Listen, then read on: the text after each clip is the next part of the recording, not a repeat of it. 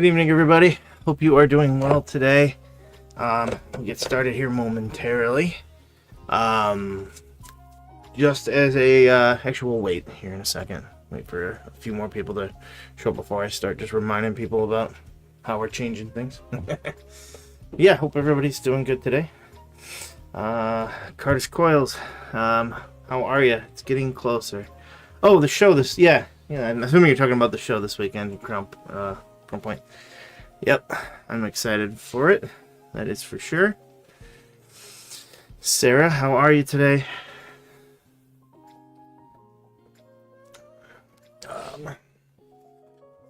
There's not a whole bunch. Plus, I've got a lot going on. We're trying to build brainstorm and build videos because we are recording tomorrow. Plus, I'm getting an animal in tomorrow, which is going to be part of the recording. And I think that'll be the video on Sunday because it's the easiest one most likely to do. And we've got a show this weekend, which always complicates things because we really need to have it done before Saturday.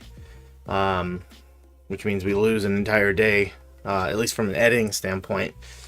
And that, yeah.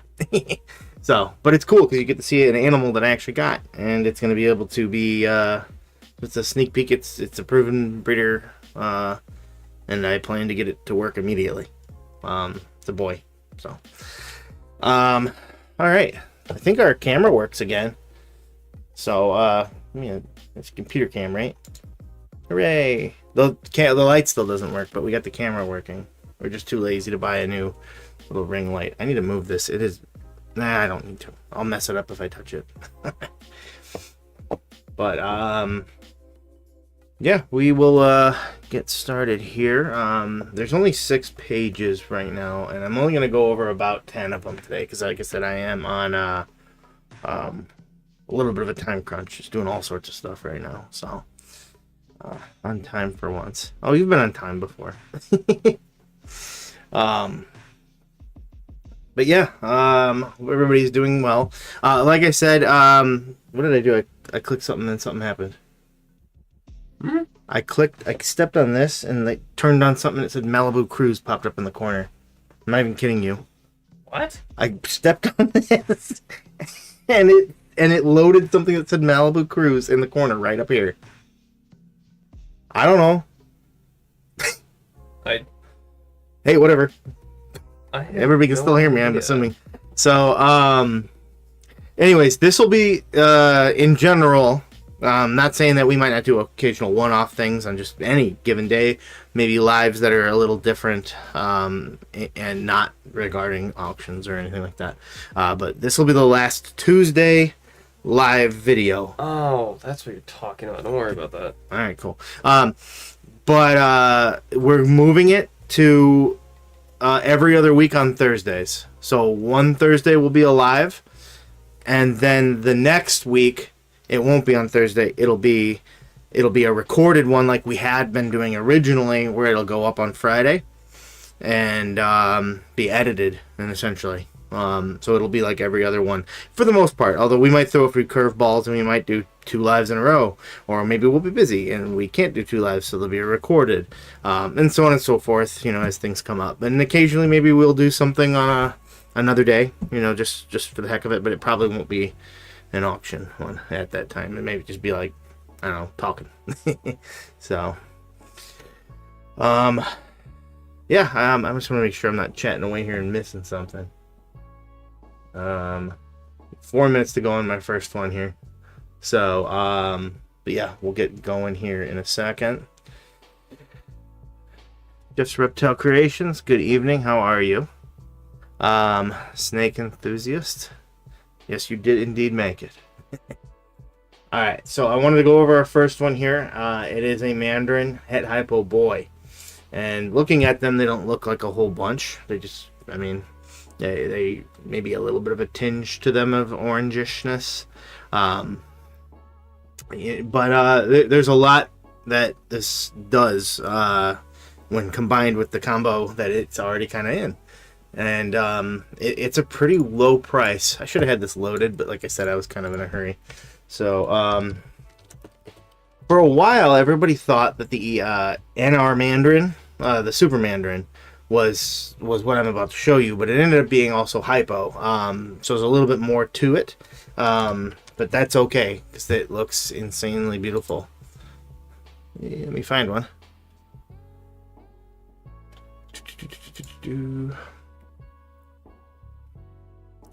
That's a pretty good one. That's a pretty good one. Yeah. Let me actually get to the. Oh, good. It looks Morphmarket. How convenient. That is the Super Mandarin hypo right there. So what you're seeing here, right next to it, right there, right, and then these two colors. I know it looks a little goofy right now, but are pretty starkly different, obviously.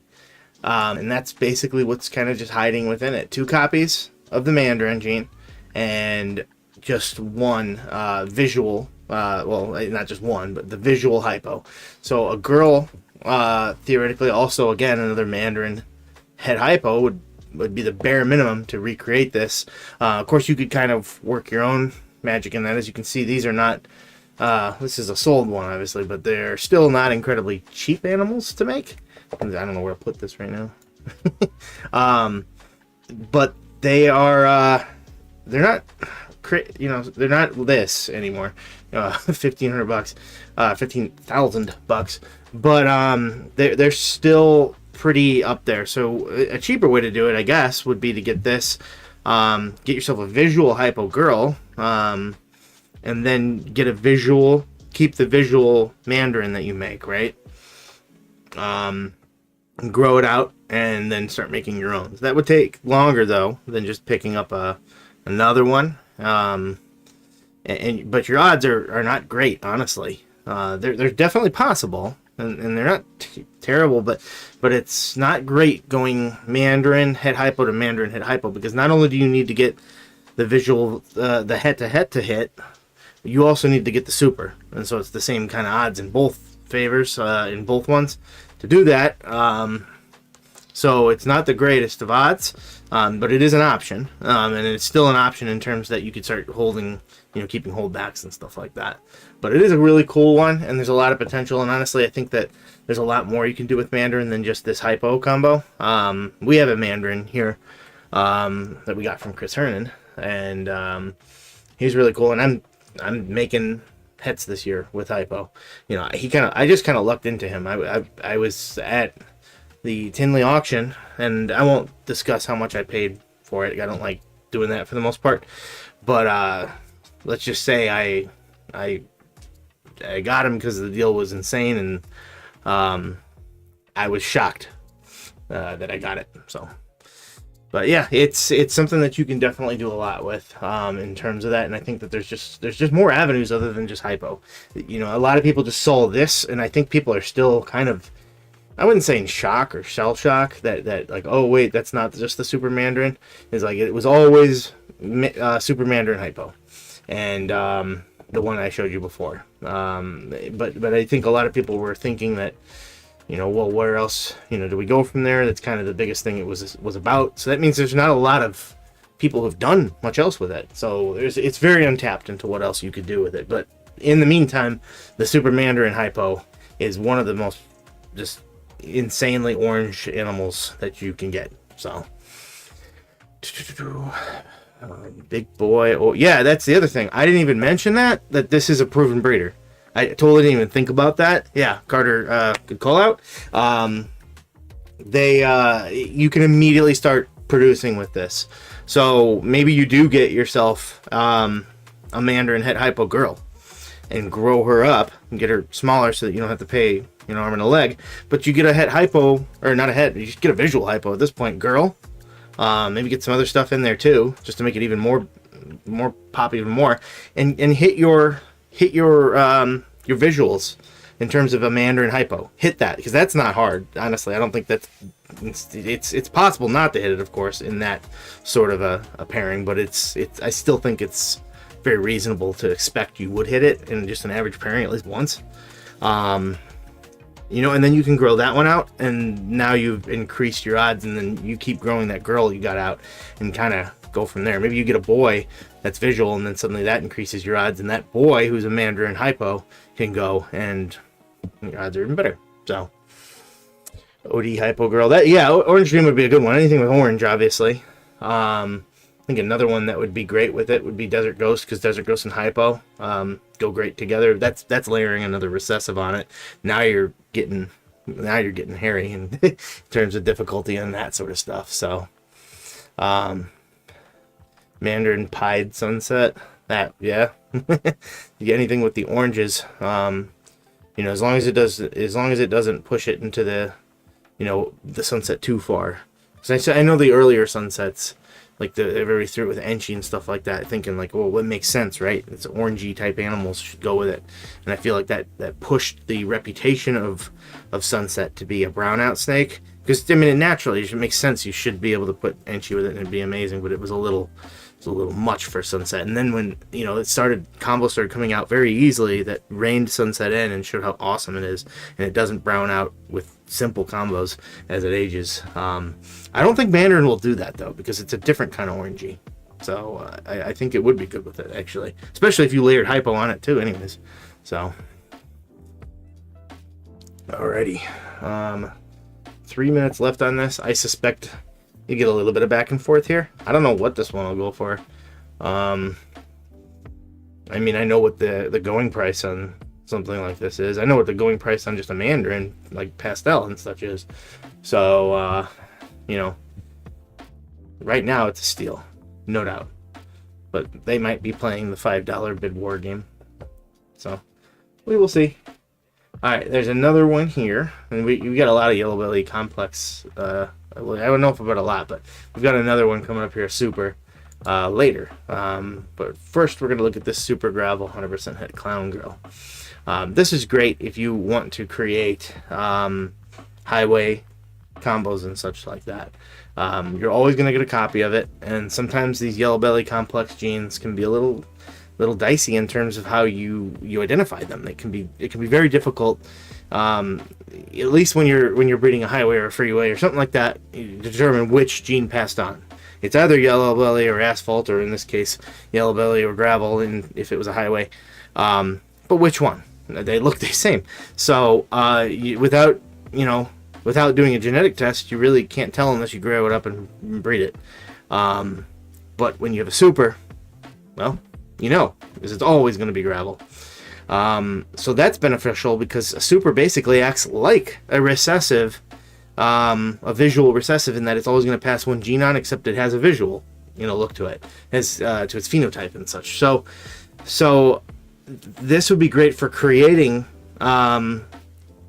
these highway clowns and whatnot. So you get yourself something with Yellow Belly in it, and probably a Yellow Belly clown of any sort, and they wouldn't be expensive, and quite frankly you can add quite a bit more to spice it up, and you can make some really awesome visual highway clowns relatively easily, and for a decent price. Any time you get these supers, I think, especially with a recessive, whether it's visual or even just the het, the price definitely it does go with it, because there's a lot of value there in basically what I just mentioned, being able to easily create these, because they don't recreate themselves, because that combo is allelic. They act like a Super.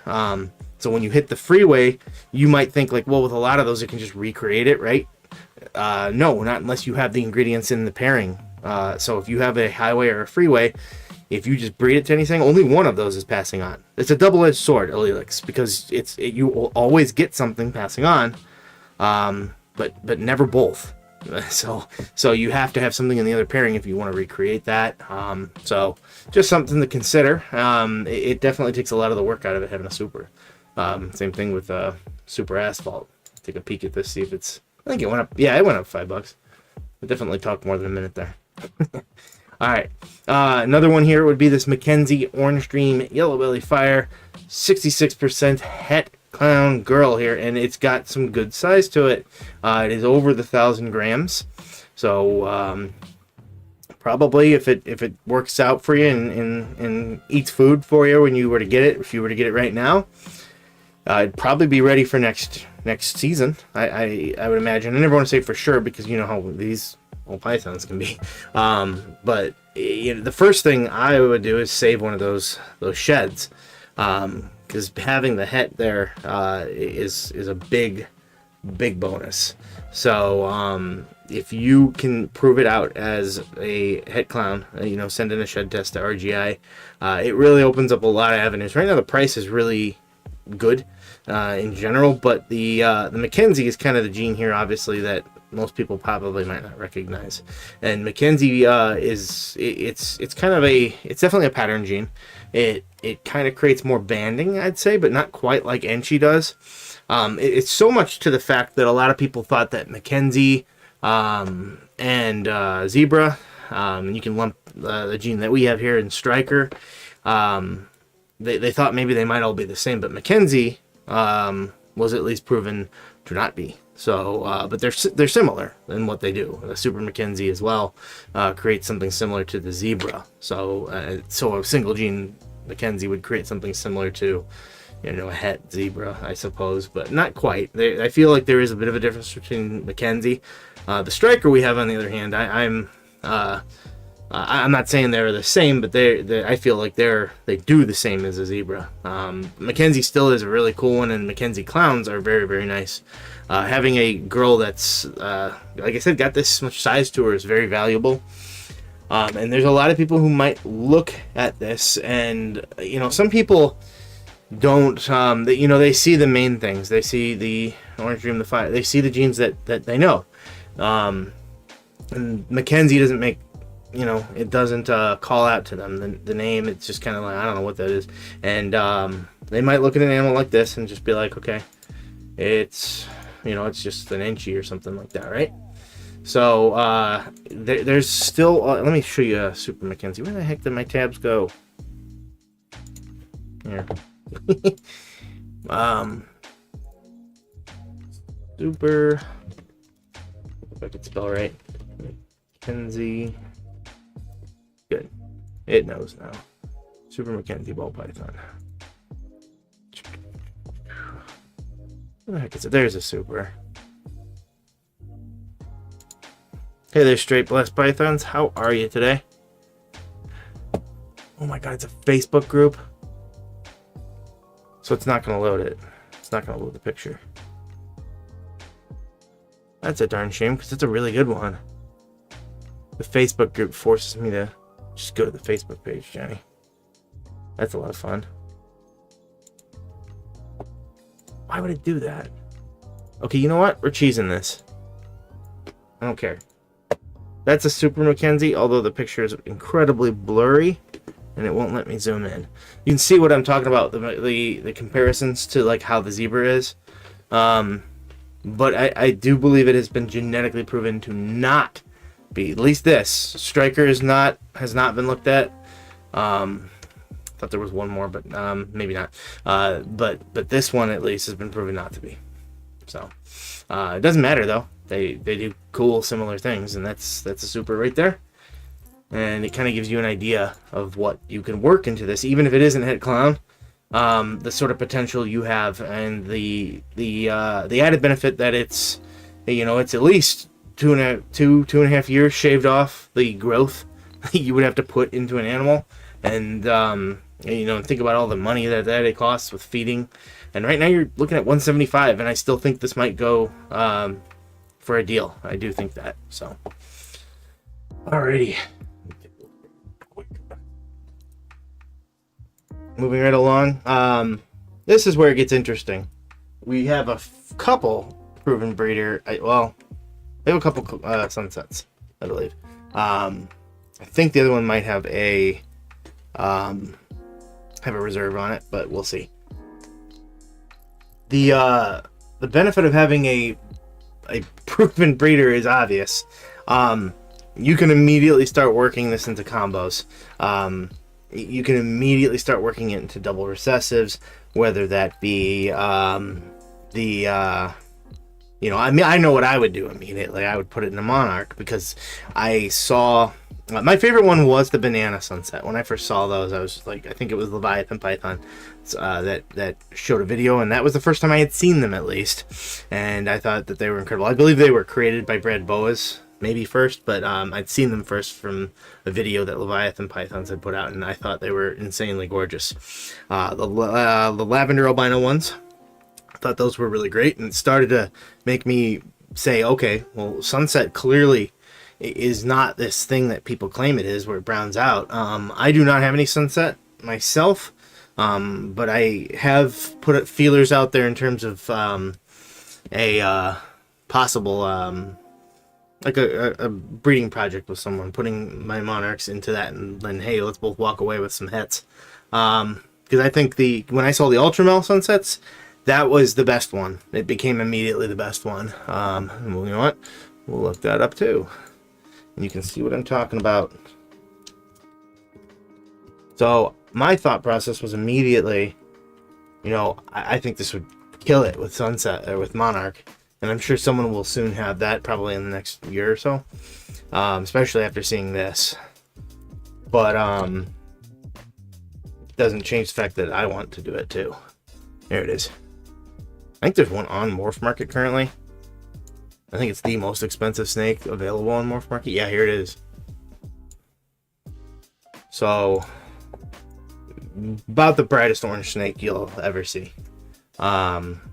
That is insane, and I think it's going to age incredibly well too, because you can kind of see almost like a hint of these, you know, the lavenders of that coming through here, and I think that is what's going to start to come into its own more. By the way, if I start to get like the lighting changes on me, that's because of there you go, the screen. If it's a dark screen, since we don't have the light working right now.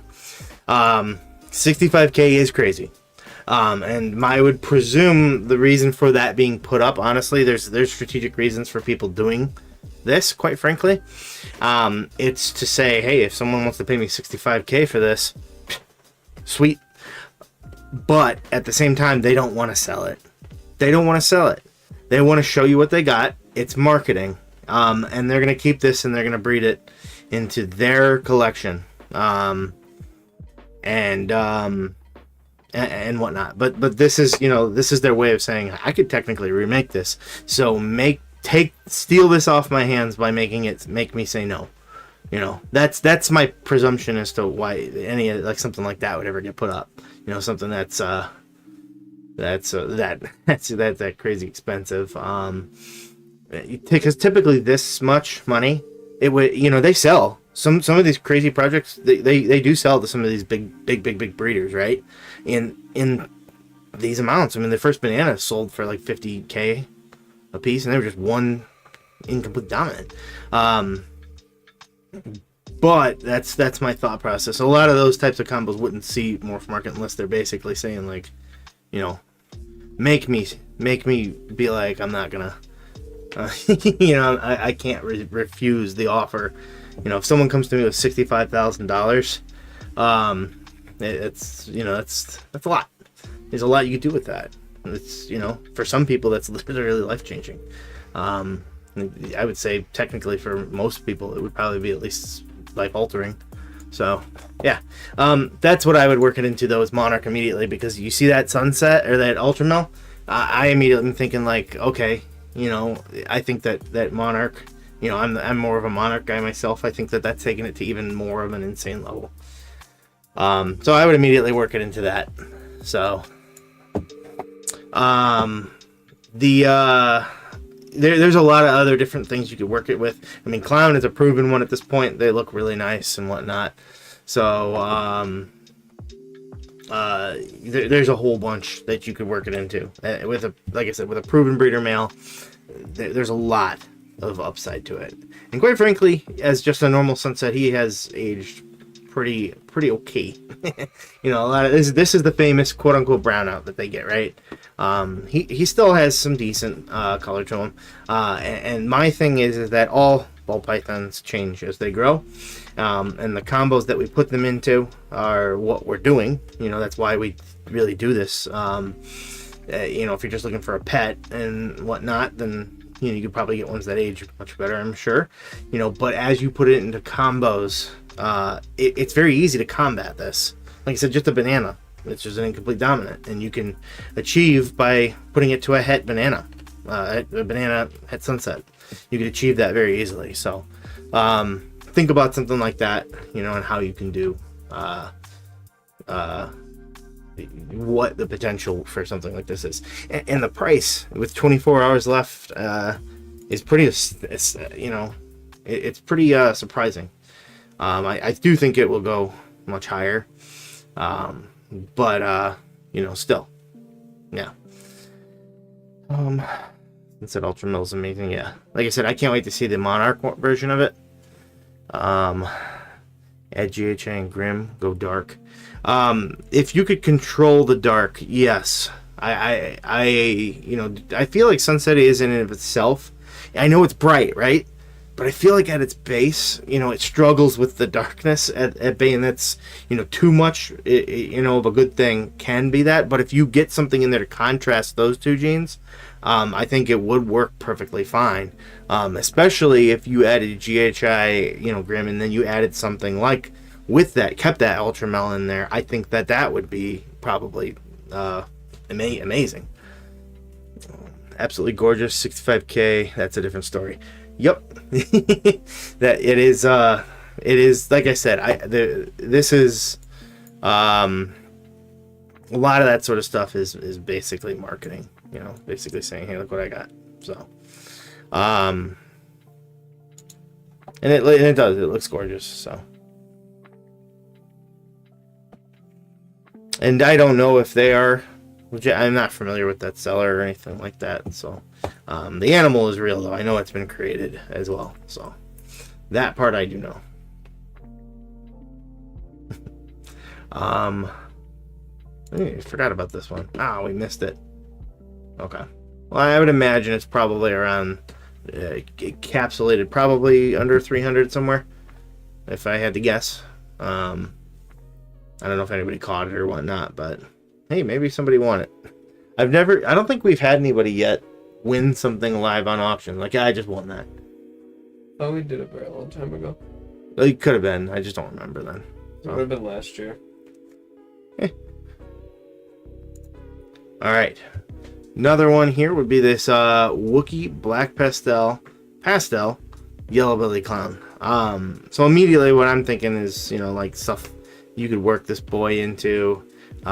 Creating some Kraken. Some Wookiee is good no matter what. Wookiee Black Pastel, Yellow Belly, with Clown there, very, very nice. The pastel I could take or leave. It still looks really good in this combo though. I really love the nice bright yellow sides that kind of fade and pretty rapidly into a you know, that famous brown from the Wookiee, which obviously is named for, you know, the Star Wars species, like Chewbacca. They have a pretty unmistakable head, and usually pastel is pretty, it's, you know, it's usually not as desirable in clowns, let's just put it that way, and it's usually pretty powerful, so it can mask a lot of things, including spot nose, which is pretty darn, you know, potent. You know, usually you get a spot nose, you know it.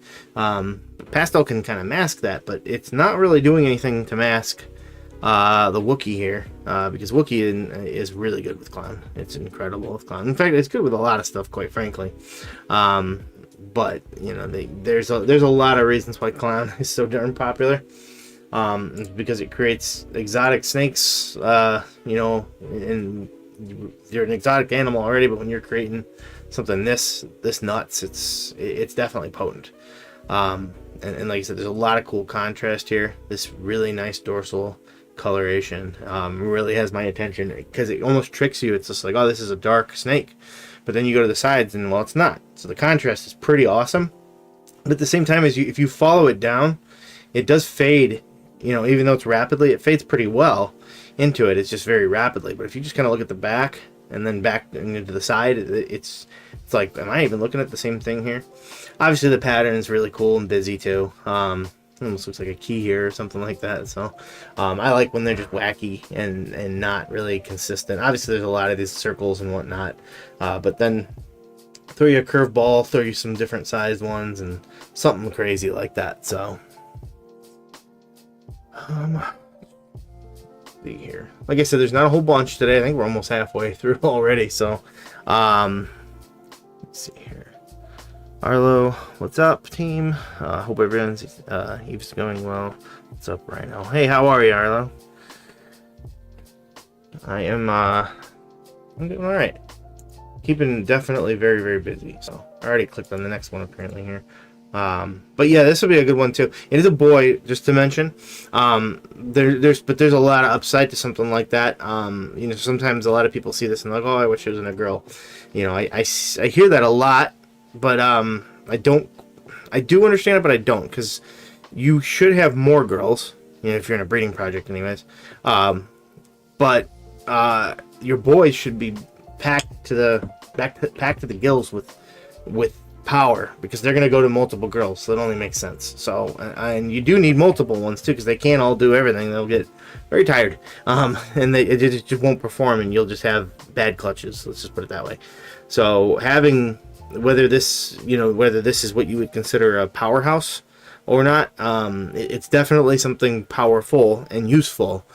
So it's even if it's just a backup one, it is very useful. That Wookiee, Black Pastel, and Yellow Belly right there, those are very good genes that mesh very well together and work with a lot of other genes quite well as well. So, well, Black Pastel, you got to be a little more, but not much. You should be a little careful. Quite frankly, Yellow Belly too. You don't want to put it to Yellow Belly. You get all white snake pretty much. But that's the only things with those. Black Pastel, just at least be aware of what it does when you put it to itself, which is a little bit more of an increased odds for kinking, and to cinnamon as well. So, but outside of that, you're fine. So, alrighty, this one's a really cool one too. Don't see this every single day. This is an Orange Dream Stranger Clown. Another combo that goes well together, Orange Dream and Stranger. Well, you know, another duo that are kind of opposite. Orange Dream is a brighter one. Stranger is a darker morph, but they work very well together.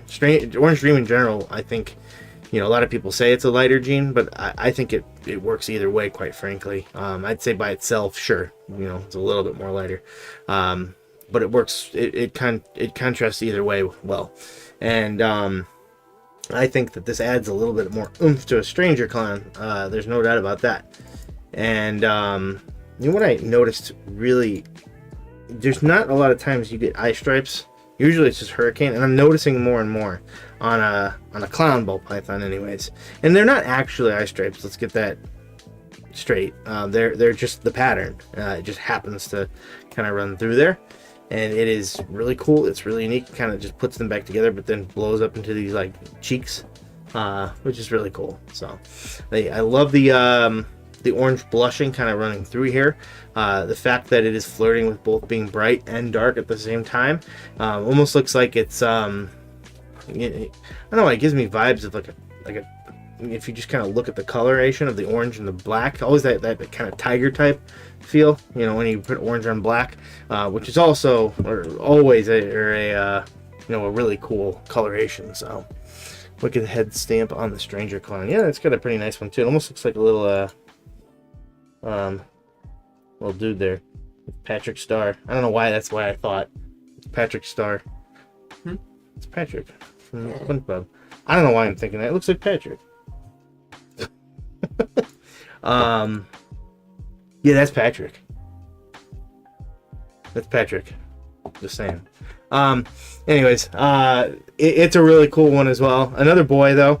The benefit here is he's not as packed in terms of genetics, but Stranger is still, it's definitely come way more available. But I'd still say it's a very sought after gene that hasn't been run all through combos yet. These ones, Wookiee, you know, is still a sought after gene and whatnot as well. But Stranger still hasn't been put through every single combo to, you know, Wookiee's definitely more worked. Let's just put it that way. Stranger is getting worked a lot more, but it's still not quite there. There's so much stuff you have to put it into and so much work you have to do to add something new to a combo that it's, you know, it's insane. And the only way you get there is by having these big breeders basically start doing it to show you. So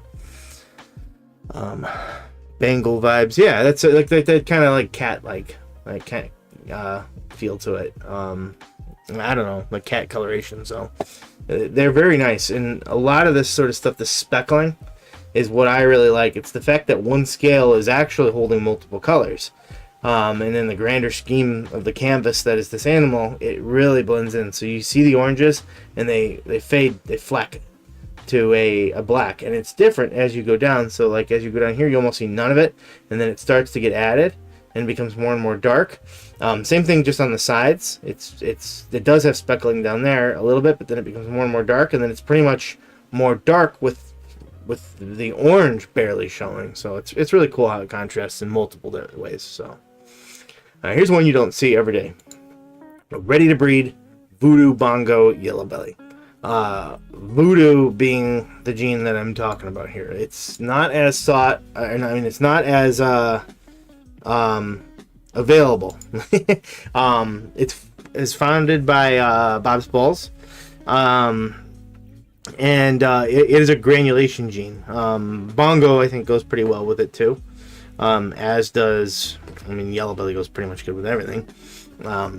Like I said, the only thing this boy here is missing is being put into some sort of recessive combo or something along those lines to really finish him off. He looks like he's in shed in this picture too, and he still looks good. Those are silver eyes, so I'd say shed, and it still looks this darn good. Yeah, there's no, unless the flash is playing very funky tricks, which they usually don't with a ball python's eyes. This is most definitely a snake in pretty deep shed. And honestly, just from looking at the coloration, I wouldn't know it. So you think about that this one is in shed, and it's a little bit, up there in age. It's getting to the point where, not quite ready to breed, obviously, but it's getting there. Well, they say it's got plugs. I've seen crazier, honestly. I've seen bull pythons pretty much ready to go at like 6 months. Males, that is, males, not females. And they really can. So I'd still say probably give them a little bit more size, but if they're producing the plugs physically, the birds and the bees discussion applies here. So usually they, having a little bit more size, I think is beneficial. I like to get them to 600-700 grams myself, but like I said, I've seen little dudes get the work done. The voodoo gene, like I said, is really where it's at. So I'm immediately wanting to put this into stuff like my monitored projects, and clown, obviously. Clown is always part of it. The usual suspects like pied, clown, stuff like that. And that's just my thought process, because I like working those types of genes. But there's a lot of other things you could go for in something like this. We were talking about those genes for sunset and stuff like that. I'm curious as to what voodoo does for something like that. I don't think a lot of people have worked granulation into it yet. So that'd be kind of cool. And voodoo, like I said, is one that's just not as available right now. I think that I can't remember, is it females or males that just weren't even available for a very long time. This was I would say, a pretty protected gene for a little while. They were available, but not, they're starting to become more available from people other than Bob, I guess is what I'd say, because now they bought them from him, and now they're producing. So really cool project if this is something that you want to do. I always like these new genes that pop up, especially if they're visual, because people will look at that and say voodoo. They might not know what it is.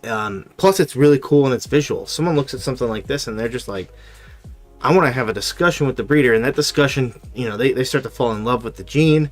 That discussion turns into a partnership of some sort, where they're either purchasing from you or doing business with you. It's definitely like it's a self-marketing tactic, because it's an eye-catching snake, and it's a different gene. And quite frankly, so is Bongo. People don't really talk about that gene enough. That's a highly underrated gene.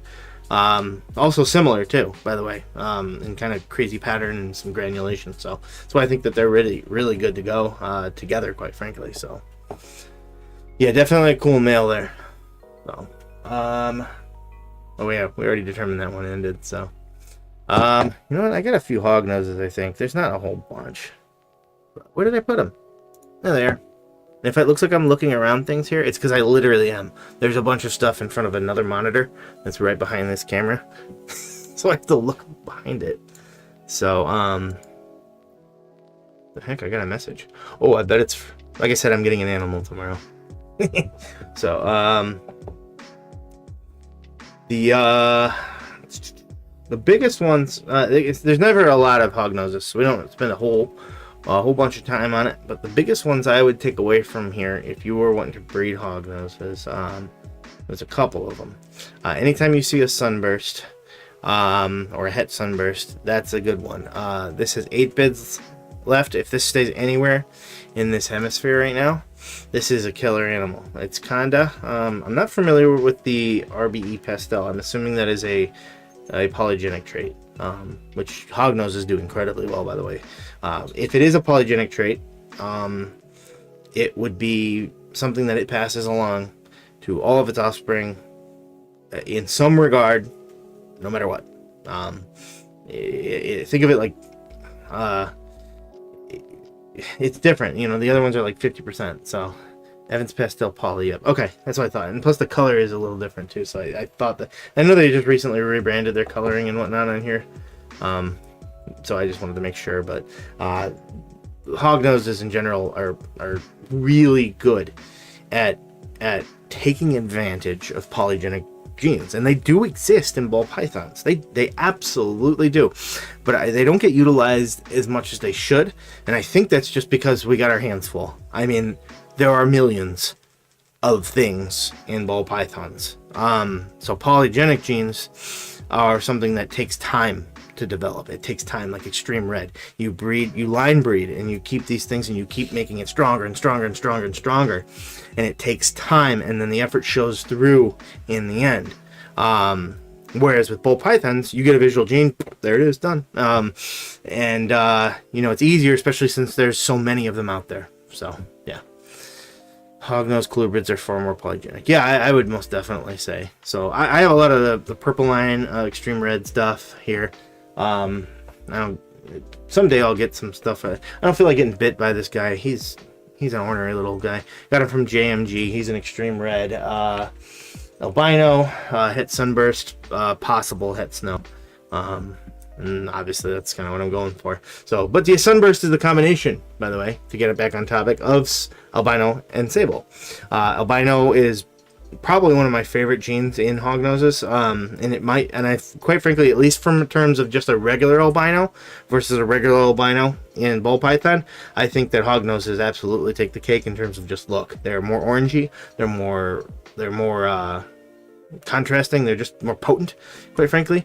And the sable is a darker gene. I've seen some variation, but a good explanation given to me was that it kind of makes them a little more coloration type to the eastern hognose, which is really cool, but probably a bad idea for most people as a pet. Just take my word on it. These guys are pretty dramatic. Hognoses are, they're like your ex is dramatic. they're gonna always pretend to die, and it's cute at first, and then they actually die. So not usually for most people, but the coloration is awesome, and that's, you know, the combination of that creates a really potent looking orange animal. Very cool. So polygenes aren't mutation, whereas pythons are mostly all mutation. Yeah. It's not really a mutation. It's a line bred thing. So something that's just naturally kind of there. I mean, it's what most genes. I'd say probably, maybe I'm wrong here, but maybe like height in humans, stuff like that, for the most part, would probably be that. So, what am I doing here? I still got more to look at. One more I wanted to look at. Where'd it go? There it is, a leucistic. These are they're still pretty sought after. The first ones I ever saw were like over 10 grand. It's a recessive, unlike in bull pythons, so it is 2 copies of het leucistic. We said they're no longer 10 grand, but they are still pretty darn expensive. I have seen them sell on Morphmarket, and you can tell with zero bids that don't think this went up too terribly long ago, so it's still got a lot of time. It's free shipping too, that's pretty nice. But they're basically putting it up at their reserve, which I actually kind of like and appreciate. I definitely think reserves have their place, and I think that, you know, sellers should be able to have the option to utilize a reserve, no doubt. But to me, I would rather just start my auction with my bare minimum. Like, I don't want to accept any less than this. There you go. And I appreciate that, because then I don't have to mess around and, you know, and kind of guess and play bidding war games to get up there in the last 10 minutes in the end. To me, it's just start it. Just put it on the table. I'm not willing to accept less than basically 1,000, you know, for this guy. So he's pulling the old retail trick, $9.99, kind of, you know, put it just under that amount. But either way, I mean, yeah. The one thing with these is that they are cool, they are awesome, but like with ball pythons, where do you go from here? Maybe it's different. Maybe it's different with hognoses. Just because it works one way with ball pythons, it's a completely different animal, completely different genetics. Maybe it'll work differently, right? But I don't know if a lot of people have worked beyond making, you know, the first all white hognose, which it's still a stunning animal. Just like it's still a stunning animal in ball pythons, just not a grand anymore. Love these little white worms. Yeah, hognoses are one of my favorites. I've said this before, but hognoses were almost what I decided to go into primarily before ball pythons, but I had kept ball pythons for a lot longer and knew about it, and so I chose that, and I always told myself I will eventually do hognoses if this works out, and well, it did. And I haven't bred them yet, but they're growing, and I love them, and they're great. I've only ever been bitten once by one, and I did not get envenomated, and it was actually by the nicest one. Contrary to, well, I'm sure it actually does happen. I think it's hard to get them to eat when they're little. That's the common conception, I guess. But I haven't bred them myself yet. I haven't had babies yet, so that experience I cannot speak from personally yet.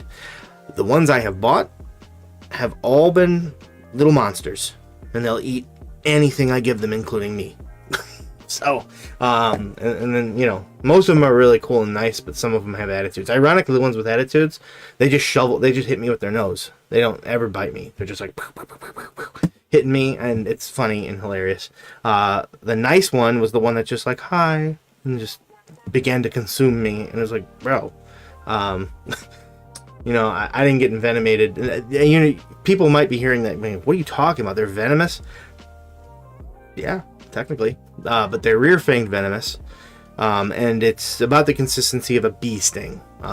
So, yeah, you're fine. If you are prone to a lot of allergies, though, you probably want to make sure that you wear gloves or something like that. So, alrighty. I'm going to move on here. So I only had a little bit of time, and I think I've already gone over what I wanted to kind of a lot today. But a nice one here from Inky Clouds. Confusion triple, well, not quite triple hit. It's double hit, possible triple hit. And that it is het for clown and pied. And that enough in itself is awesome.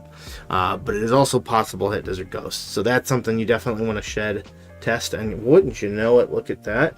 Will include a free shed test to test them for Desert Ghost, or any gene you want to. But of course, with it being possible hit Desert Ghost, why not, right? And that's a $40 value right there. So that's really cool.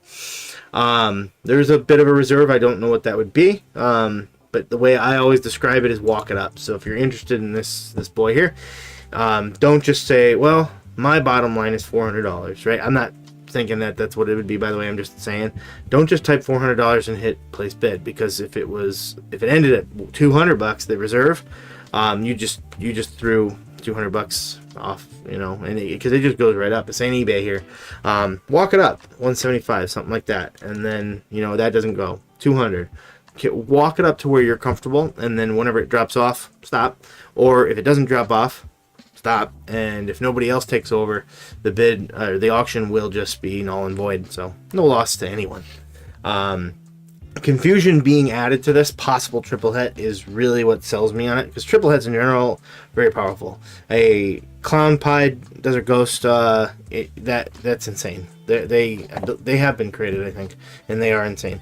Adding confusion on top of all that is nuts. I mean, I love confusion clowns. Hint hint. And they, you know, what it does for the belly pattern and such like that is insane. I'm assuming the pied version of that with a confusion might take away the belly pattern the confusion gives. Maybe. I would imagine it probably would. I actually haven't seen one. But either way, confusion is an incredibly awesome gene. You know, again, hint hint for Sunday. Confusion is it's similar in what it does to leopard in terms of jumbling the pattern up and stuff like that. It definitely eliminates alien heads and just gives you this wild pattern. I've also heard that they have attitudes. I don't know. Maybe we'll find out someday. And usually snakes with attitudes eat well. That's my, because they want to bite things. Well, there you go. Go bite your food. The wildness that it does to the pattern, however, I wouldn't say makes it more of a dark animal, but it does embolden it, I think.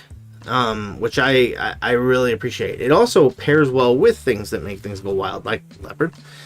They are, like I said, they're just really potent looking animals, and there's just a lot of upside to them. And if this thing is triple het, that is really powerful. You might not know it because you look at an animal like this and you say, well, sure, it's a confusion, but what really can it do for me? Clown pied DG. Maybe that'll do it without me typing anything.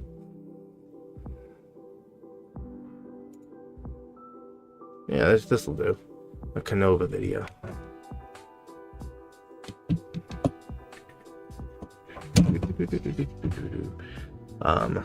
Let's see here. If I could get this thing to skip an ad. Darn YouTube and its ads. Okay. Here's adults right here. I mean, that's, like I said, as I look as an adult, that's our clown pied DGs. Now add confusion to that, and yeah. There's a baby right here. There's just so much to love. They're so potent. That one's got an attitude too. I guess, obviously put confusion into this, it's going to even be more angry if the supposed rumors are true. The pastel works well with it, as you can see here. They are the pastel and pied, I think, look good together, but pastel and DG actually wonderful. I mean, look how bright this animal is, but clean at the same time.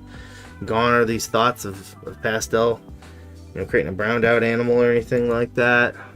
So that's kind of what I'm thinking about when I see something like that, and the fact that you can add confusion into all that. So I'm just waiting for. I know I've seen this video, but I don't know if he gets bit in it. There's so much. Look at how potent that one is. The nice deep dark stripe going down there. So lots of love about that. So alrighty. Hey Brianna, how are you? How do you feel about that verified? Okay, that verified announcement on Morphmarket. Well, if people don't know, that's the verified thing right there. I'll just say this: the biggest thing here is that you have to ship with Morphmarket to get it. While I like the idea of Morphmarket, and I think it's a great incentive that the Morphmarket shipping adds an extra $500 peace of mind, like a protection. Most of the time sellers will purchase insurance anyways for the entire amount of the animal. I do, and I don't keep that for me. If something goes wrong, I give it. I use it to protect me because I'm giving you the money back. So I'm out an animal. If something bad happens, it's on me. That's the way it is. So if protection, the insurance is for me. And this happens if a seller doesn't meet their standards on Morphmarket and stuff like that. I think that's a great that in of itself is a wonderful incentive as a shipping service. I'm not a big fan of the check mark being on the profile, and the reason for that is because it requires you to use Morphmarket shipping, and I have not used it the amount of times I went through Redline, even though I think Morphmarket shipping is great. From what I understand, I don't ship a lot, quite frankly. I like doing my business in person. I'm not a fan of the fact that I pay for Morphmarket, at least, and that well, you've seen it.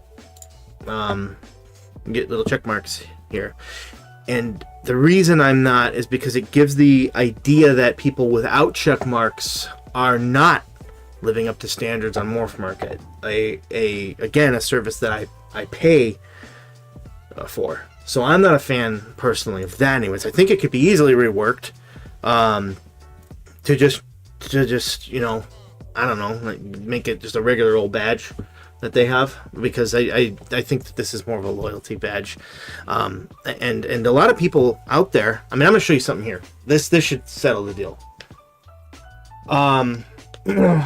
Where is it? Stores.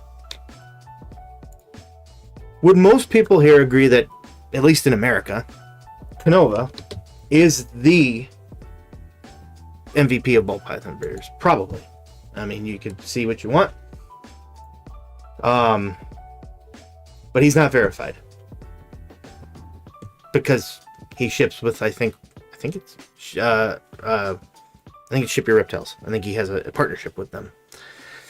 That doesn't check out to me. So while I think that the idea was birthed out of complete, like, oh, this is a really cool idea, it's a really great feature for Morphmarket to offer as a shipping service, I don't think that the Morphmarket shipping and the Morphmarket should merge in that regards, because I think that it's important for several reasons, not just including the want for there to be competition. Competition is wonderful. It's wonderful. It prevents a lot of bad things, and it also spurs people to do good things. Quite frankly, like adding a $500 free thing. That's a good idea. It's a really good idea. So when you use Morphmarket shipping, my idea would be like, yeah, offer that. But I don't like the idea of the check mark, because it gives the impression that because I don't have one. All of my I've shipped quite a bit. I've only been rated like I think 7 times or something like that, because people just sometimes they don't rate. Hey, whatever. I'd like to be rated every time. I ain't gonna beg for one though. Canova has been rated nearly 1,000 times. He is, for ball pythons, probably the most famous person. His name is synonymous with quality in terms of just care, in terms of customer service, in terms of everything. So that's that's just my thought process. It's crazy that he wouldn't be verified, and it's all because he didn't use Morphmarket shipping. So yeah, not to get on a tangent there. I think it's a good idea, but I think it needs to be reworked, so that it's not basically calling out people who aren't. Because it gives the impression here. I mean, if you're looking at this as a buyer, I mean, which one are you going to go for? Oh, well, this person's not verified. I don't like that idea. That's my only thing with it. I think that the thought process of giving a $500 thing is good though. So, yeah. So, just my thought on it. I hope that they listen to some feedback I've been seeing, and that they do something with that. Because again, I pay for this service, and I don't use it, quite frankly. I mean, go look at my Morphmarket page. There's like 2 animals on there, and I don't even think I updated the pricing properly. I'm bad. I'm so bad. I have a whole bunch right there. I have a whole bunch right there. This, especially during the winter, I'm not motivated to put them up there, and I'm certainly not motivated now. So we'll see. We're actually thinking about putting our snakes for sale on our website, but it wouldn't look as good. I mean, so it just wouldn't be as shoppable, I guess. So we're thinking about that. But I definitely prefer doing it in person. I very much prefer doing it in person. So, let's see here. Over, yeah, he's about the best in terms of just that sort of stuff. So, best leopard clown and epides ever. Still have my Canova mail. Yeah, I've got a few snakes here from them as well. We're very excited. One of my main males, a couple females. So yeah, not a huge fan of the check mark either. I understand where you're coming from with the questioning if the seller is legit or if they're not verified. Exactly, which to me, checking if you're legit is several different things. You know, there is the Morphmarket reputation. There's a lot of other ways to check into things. I mean, to be completely honest with you, I started this channel as a marketing tool. That was the initial. Go look at my original videos. I am like, hello, I am right. I am going up there with the sole impression to show you my face and put myself out there, because that was the original intention of this channel, which morphed into a bit more and whatnot. But the original intention was for someone to do research on me and say, hey, this guy is putting himself out there. And when you put yourself out there, you put yourself out there for a target to be on your back, quite frankly. And it lets you people know that, like, I'm not afraid to put myself out there. And, that's the sort of thing is like, if, a lot of people buying these animals are afraid of being screwed over, quite frankly. And, if you have a face to the name and someone's talking, I think that's a big thing. So that was the original intention. Yeah.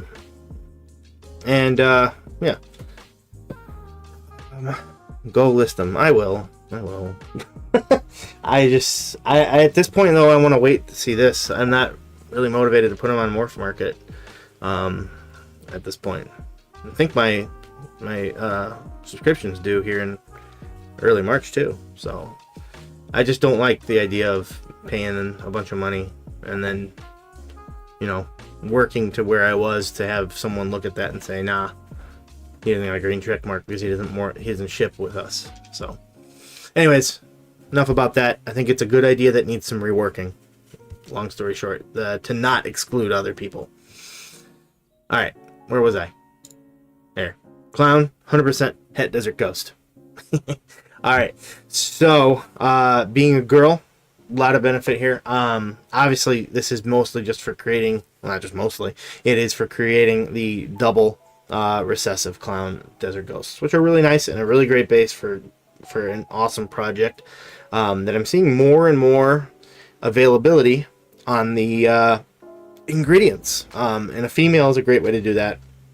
An easy way to work this combo for cheap and still have really nice guaranteed results is to get a desert ghost het clown boy. Your costs will be kept down quite considerably, and while you're at it, you should probably pack him with more appropriate genetics, to work the project beyond just creating a double recessive, quite frankly, and maybe put your own little spin on it. There's lots of cool things. Blackhead that I would work. I always say blackhead, but there's a lot of different things you could go with here, but it keeps costs down, and like I said, it guarantees results. And what I mean by that is that let's take other genes out of it for simplicity here. You have 4 results if you get a desert ghost clown. Again, assuming you didn't get anything else in there, which would be a bad decision. You should probably get more things in there to stand out and create awesome, cool things. And it won't cost you much more.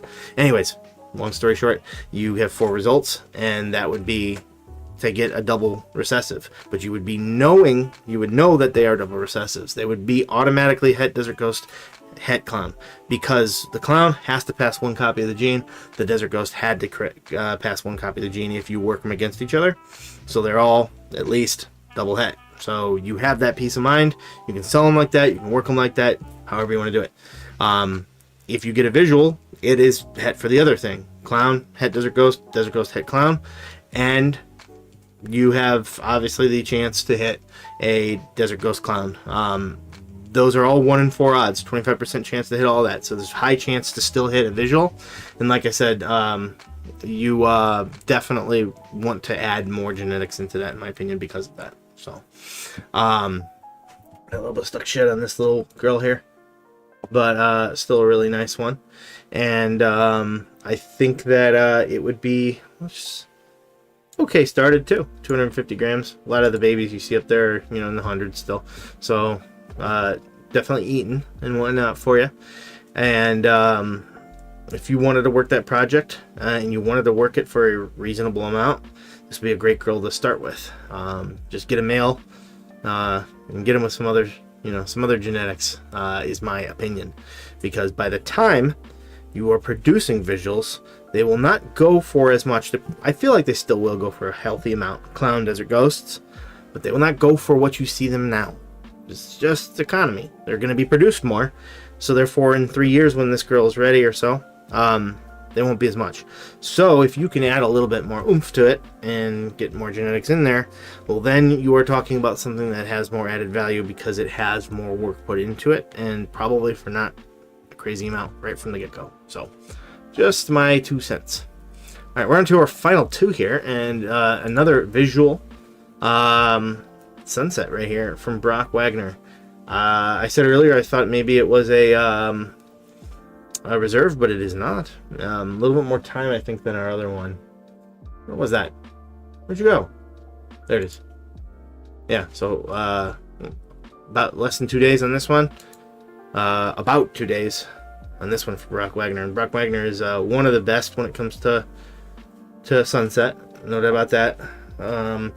And it's not just, like I said, it's not just the sunset. It's the head hypo. The pastel I could probably take or leave it, quite frankly, but the head hypo is where it's at.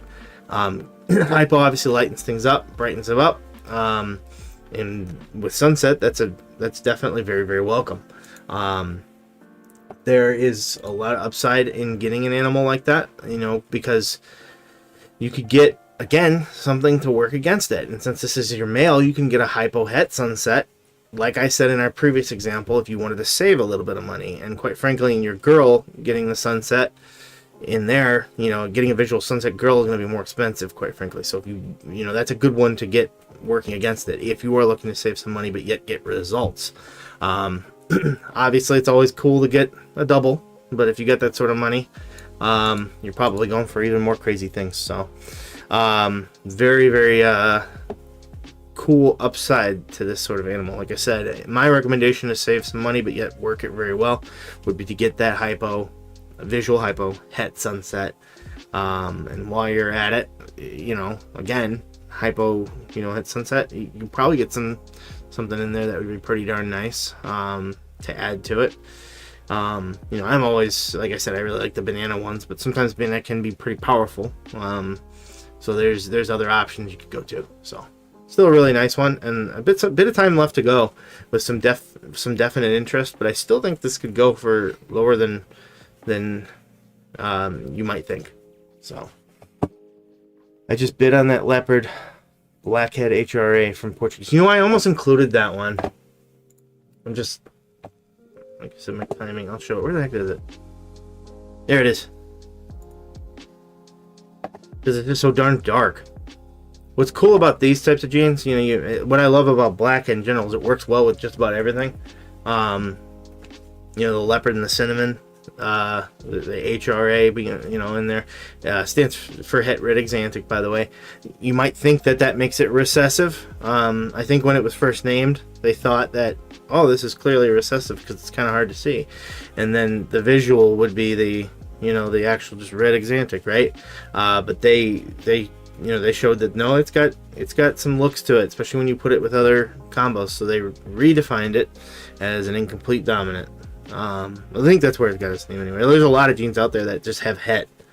They're named het red exantic or something like that, and I just think that they just kept the name for whatever reason. So either way, doesn't matter. It's still a really cool dark animal, and what I'd like to show you is that a lot of animals that are dark like this lose their pattern, but this has got a really nice, cool, very squished together pattern, almost like the writing on the One Ring if you're a Lord of the Rings fan, just not the blazed up version of it, I guess. So lots of cool upside for an animal like this if you're working dark projects. Lots of cool upside. These are all genetics that can definitely bring dark to the table, but yet it left enough to keep that pattern there. So and like I said, I really like blackhead. a lot. I think the only way you get this thing any darker, and I probably wouldn't recommend it, it's already very dark and it would probably push it over the edge if we get black pastel in there. Plus black pastel and cinnamon, you know, depending on how you feel about that, wouldn't be the greatest of all combos. Boy, we'll do great with my gargoyle stuff. Oh yeah. Yeah, very dark animal. Like I said, the head is just very nice there too, so. Alright, so moving on to our very last animal of the day, would be this Banana Enchi Super Asphalt. We started pretty soon, or pretty early. I think it was our second one with the Super Gravel. Now we're doing a Super Asphalt. These are some of the coolest combos you can create, and you can create fairly easily Banana Mardi Gras, which are one of the coolest animals ever. Quite frankly, one of the most extreme snakes I've ever seen is a Banana Mardi Gras. I'm going to show you it. And I'll get to that here in a second. First, I'm going to show you the snake. Mardi Gras. There we go. There we go. So, the combination for a Mardi Gras is Enchi Asphalt Yellow Belly, by the way. Banana brings in this, and it's just so incredibly potent. And there's some variety in these. This is the best example I think I've ever seen of one. Quite frankly, it's insane. The fire, it literally looks like a fire at the bottom of it. It's crazy. The deep, that's closest to red as you're gonna get on a ball python right there. And then just this really potent, you know, contrasting highlighter yellow. Yeah, absolutely crazy. And that's what I'm talking about here, because it's Super Asphalt. If you breed Yellow Belly into this, it will always pass one copy of Asphalt on. And Super Asphalt just by itself is amazing, quite frankly. I think that they're great, and the power here is nothing to sneeze at. If you are into the highway projects, you should be paying attention to this. Freeway projects, sorry, freeway. Although they can be very interchangeable. The difference, by the way, between freeway and highway, they look very similar, but it's that asphalt gene. Swap out asphalt for gravel, and that's the difference. The one thing that's constant is the yellow belly gene in that combo anyway. But like I said, the benefit here is that everything you breed it to will be asphalt, and you don't need to question that. It will be asphalt. And then you have a 50% chance of that banana passing along, and Enchi. On top of that, the banana gene, since it's a female, works like normal for once. You know, if you don't know, banana gene is attached to the sex chromosome, and on the male, it's attached to its sex chromosome, which decides the gender.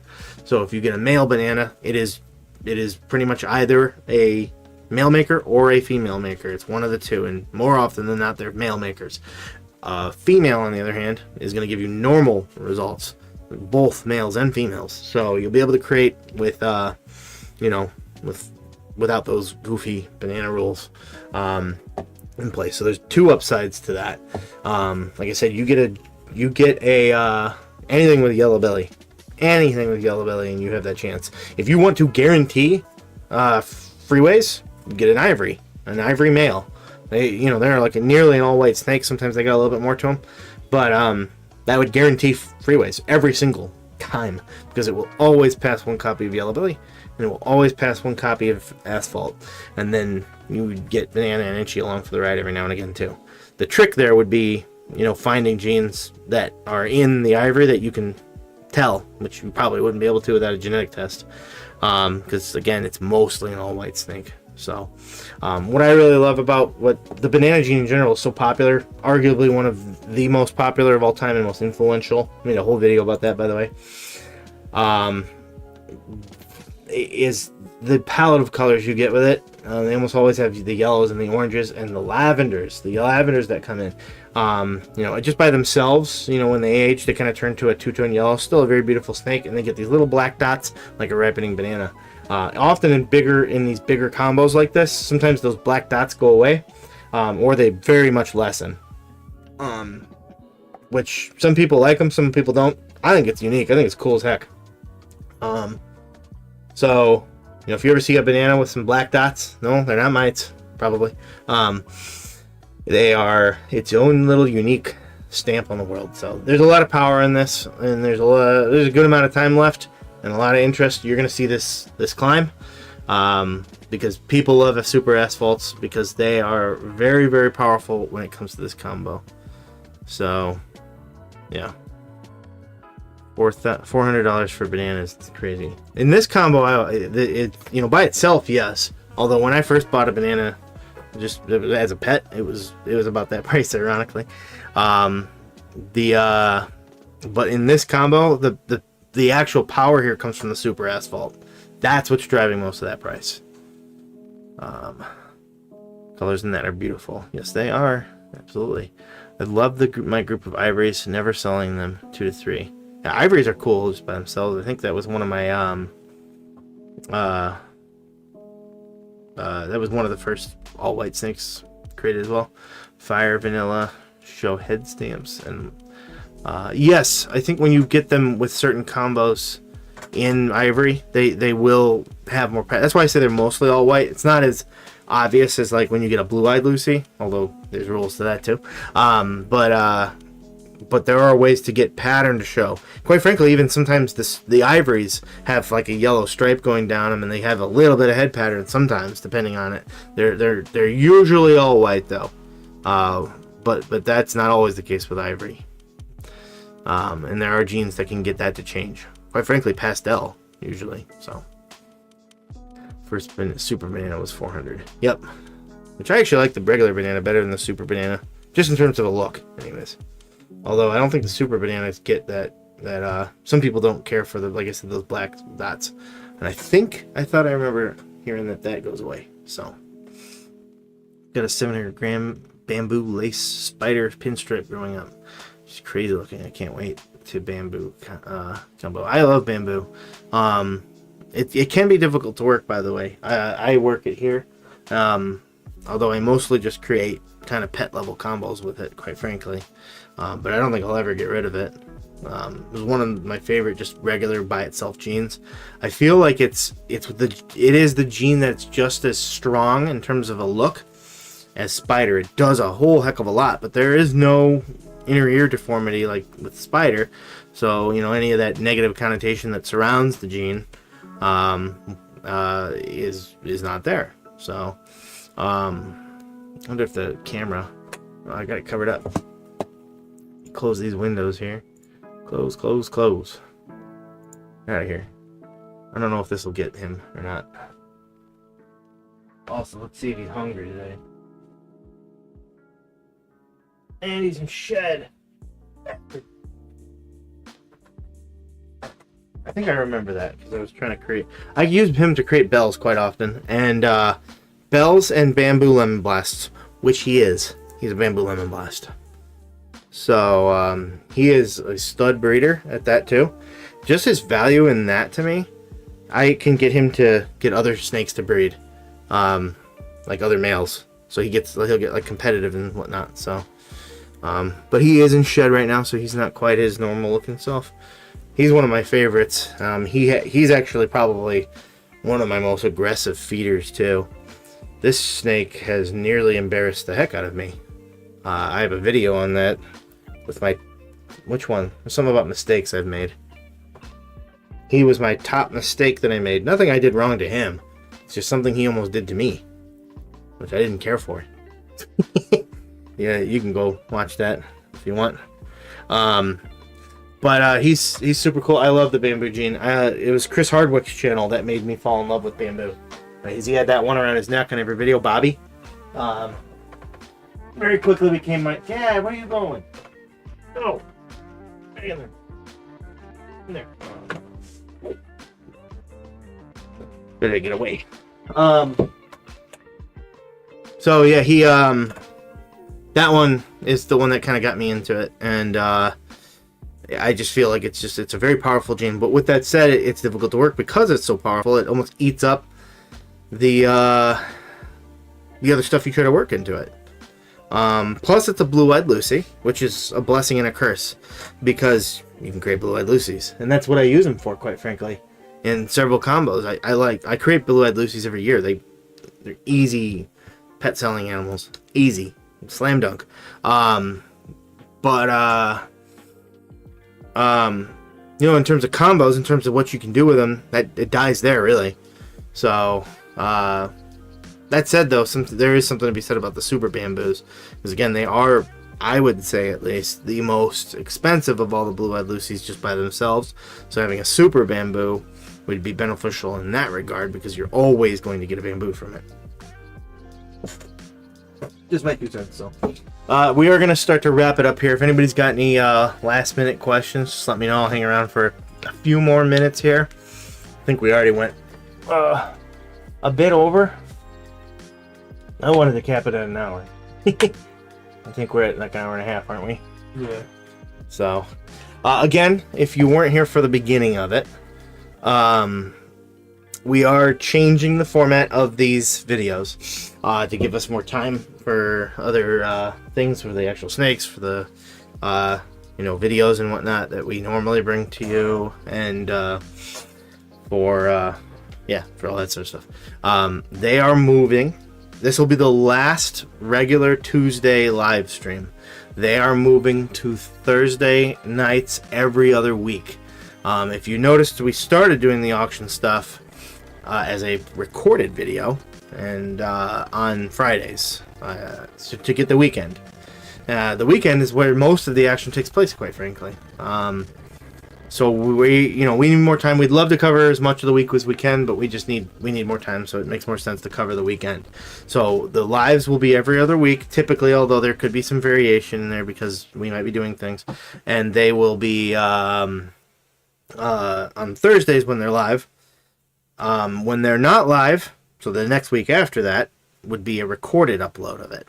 And those will be Friday because, well, I filmed them on Thursday anyway, and we upload it on Friday at about 11. So those will still be happening then, and that'll give us a full day back to ourselves to do brainstorming for things and actually the animals themselves too, and why not? So but yeah, if that's it and nobody else has any questions, my brother linked the Discord there. We do have that, so you can pop in there. I try to get in there as much as possible. Again, I have been very, very busy, so I apologize that I haven't been in there too much lately. But I do get in there, and also, honestly, it's just a great place, I think, in my opinion, for everyone to talk to each other, to help each other out. It's just kind of a community-driven thing, and I do pop in there. So if you know about Discord, mostly for gaming, I'd say, but there's a lot of other stuff you can pop in there too. So we're still looking at starting a Patreon, right? That sort of stuff. And that might be another way we start to list animals as well, with some extra benefits. And I'm gonna just straight up rip off ideas from other breeders, because I think that'd be a really cool way to maybe sell some animals with some additional perks to it too. So yeah. Anyways, we're gonna let you go for tonight. We hope everybody has a wonderful night, and I don't know if Thursday will be a live replay, gang. Hello, Fred. And yes, it will be going replay here in just a few moments. I don't know if it'll be alive yet. We do have a show this weekend, so there's that chance that we just do that, so that it doesn't need to, we get more time, because editing, I find that we spend more time filming or being on live stream, but then there's the editing to take into account. After it's done filming, which usually takes anywhere from 45 minutes to an hour sometimes to film the auction ones just by myself, because it's kind of a give take, because obviously there's nobody there to ask me questions in that one, so it's a little quicker, but I like answering questions and talking to everybody, but it's quicker to do, but then then comes the editing, so that takes quite a considerable amount of time, even on something that's like 45 minutes to an hour. So we'll see. 45 minutes, if that's a quick amount of time in editing. No, I'm saying my recording is 45 minutes to an hour. Yes, you take more time to do it, obviously. And he has to get a lot of my like that out and all that sort of stuff. That's what AI is for, right? Doesn't that clean up a lot for you? Actually, I don't use it that much anymore. It caused problems. Mm. I use AI to Big transcribe surprise. what you're saying, and then I go from there. And it misses everything I say and makes me say really stupid things. Yeah, I've read it. Yeah. I've read the transcription. Anyways, everyone have a wonderful night, and we'll catch you in the next one, which could be as early as 2 days from now. Have a great night, everybody.